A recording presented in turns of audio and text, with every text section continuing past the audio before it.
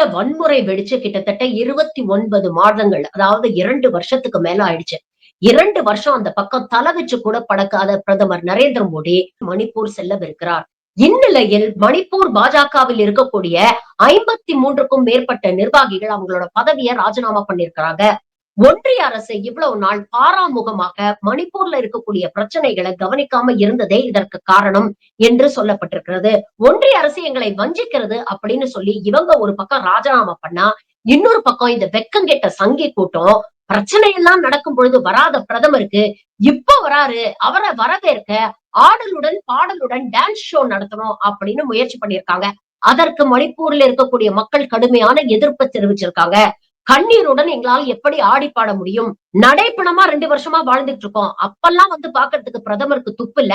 இப்ப இவர் வராருங்கிறதுக்காக இவர வரவேற்க நாங்க எங்க கண்ணீர மறைச்சிட்டு டான்ஸ் ஆடி பாட்டு பாடணுமா? அப்படிங்கிற கேள்வியே கேட்டிருக்காங்க. மக்களுடைய இந்த கோபத்த பத்தி நீங்க என்ன நினைக்கிறீங்க? உங்க கருத்துக்கள பதிவு பண்ணுங்க.